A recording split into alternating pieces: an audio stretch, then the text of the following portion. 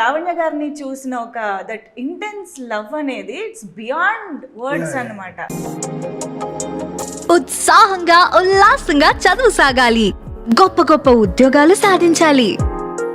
Vignan deemed to be university. అసలు ఆ expression మీకు హను గారు ఎలా కన్వే చేశారు అండ్ దాన్ని మీరు ఎలాగ చేశారు అనేది నాకు తెలుసు. ఆఫీస్ దగ్గర ఒక ట్రాన్స్ఫార్మర్ ఉంది, గేట్ బయట రాగానే ఒక పెద్ద ఎలక్ట్రిక్ ట్రాన్స్ఫార్మర్ అనమాట. అక్కడ బోర్డు ఉంది, లైక్ ఆల్మోస్ట్ 11,000 volts కరెంట్ అని. అమ్మాయిని చూస్తే 11,000 volts కరెంట్ కొట్టాలి అన్నారు. ఎలా కొడుతుంది, ఏం చేయాలి తెలియదు. పిచ్చోళ్ళ బస్సులు తిరిగా, అక్కడ వర్కౌట్ అవ్వలేదు. తెలీదు. ద వే హీ ఎక్స్ప్లెయిన్డ్ ఆ క్యారెక్టర్ని, లైక్ ఆ సీన్ని. ఇప్పుడు ఆ ట్రాన్స్ఫార్మర్ పేలితే ఫైరే వస్తుంది, అది డిస్ట్రక్షన్ మోడే కదా, దానికి రివర్స్లో అది లవ్లో చూడాలి. చాలా పిచ్చి పిచ్చిగా అన్ని రకాలుగా ఆలోచించా. తెలీదు, చూద్దాం షూట్లో అనుకున్నా. దానికి ముందు షాట్ వచ్చేసి ఒక మెట్ల దగ్గర నుంచి పరిగెడుతూ వచ్చి ఒక రన్నింగ్ బస్ని ఎక్కాలి. సో లక్కీగా నాకేం చేశారంటే వీళ్ళు సుధీర్ ఫస్ట్ మనకు బాగా క్లోజ్ ఫ్రెండ్, మాకు ఈపీ ప్లస్ ప్రొడ్యూసర్గా తను ఫస్ట్ ఎప్పుడైతే నాకు పరిచయం అయ్యారో ఒక షూ కొనిచ్చారు, నైక్ షూస్. ఓకే.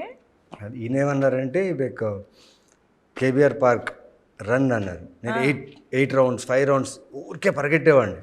తెలీదు, చెప్పారు కదా అని రన్ చేస్తూనే ఉన్నా. బట్ ఆ 21 times నేను రన్ చేసింది బికాస్ నేను పరిగెడుతున్నా, కెమెరా వస్తుంది, బట్ నాతో వెనక రన్ చేసేవాళ్ళు వాళ్ళు కోపప్ చేయలేకపోతున్నారు. సో ఇంత కేయాస్లో టక్ అని చెప్పి బస్లో నెక్స్ట్ షాట్ అదని చెప్పారు. ఓ బట్ అదే ఆ ప్రాసెస్లో ఇంత జరిగింది కదా, ఆ ప్రాసెస్లో ఐ థింక్ 2 or 3 takesలో అయిపోయింది, టక్కని అయిపోయింది. రాగానే అడిగాను ఎలా, చాలా బాగా చేస్తావు అన్నారు.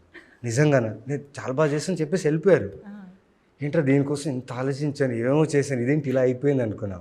బట్ నిజంగా అది నాకు అలా వస్తుందని కూడా నేను ఊహించలేదు.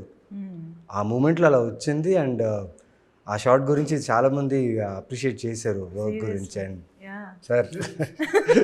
సార్ మామూలు కాదు.